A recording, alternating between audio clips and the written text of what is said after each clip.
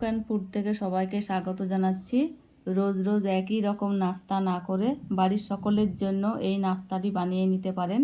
চলুন দেখে নিই কীভাবে তৈরি করছি। পেঁয়াজ দিয়ে দিলাম, হালকা ভেজে নেব। পেঁয়াজ হালকা ভেজে নিয়েছি। লঙ্কা কুচি, লবণ, জিরে গুঁড়ো, লঙ্কা গুঁড়ো, মশলাটা নেড়ে নেব।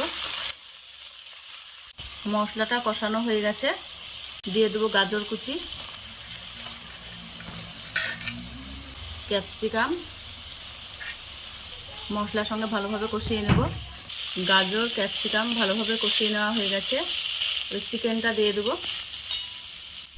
আগে থেকে চিকেনের কিমা করে রেখেছিলাম, সেটাই দিয়ে দিলাম।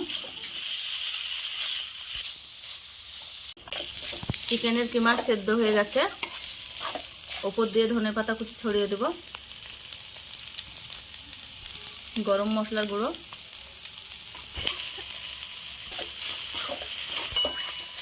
চিকেনের কিমাটা সেদ্ধ হয়ে গেছে, নামিয়ে নেব।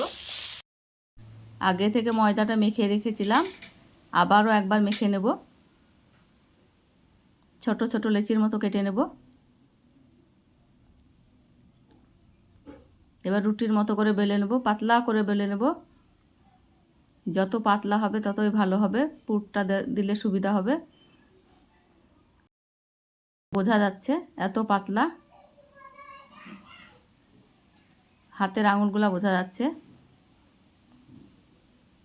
চিকেনের পুরটা দিয়ে দেব।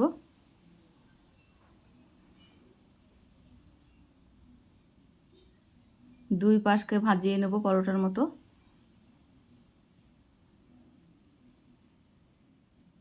এবার রোল করে নেব। এইভাবে সবগুলা করে নেব। আর একটা দেখিয়ে দিচ্ছি, দেখুন কতটা পাতলা হয়েছে। আবারও চিকেনের পুর দিয়ে দিলাম। দুই দিকে ভাঁজ দিয়ে দেব।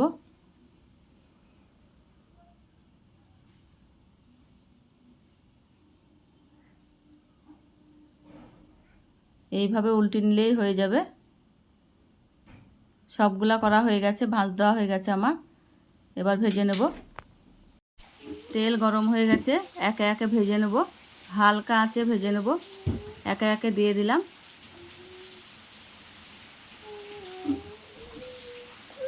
এক পিঠ ভাজা হয়েছে হালকাভাবে, এবার উল্টিয়ে নেব চামচের সাহায্যে।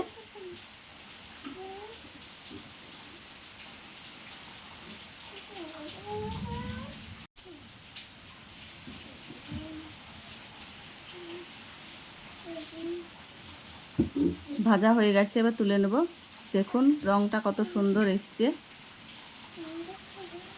সবগুলা তুলে নিলাম।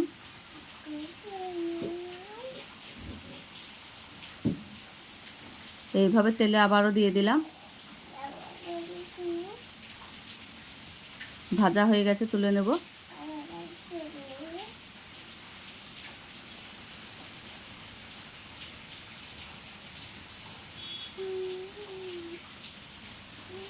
দেখতে কত সুন্দর হয়েছে, খেতেও দারুণ হয়েছে। উপরটা মচমচে, ভিতরটা পুরো ঠাসা। বাড়িতে বানাবেন, বাড়িতে বানালে কমেন্ট করে জানাবেন।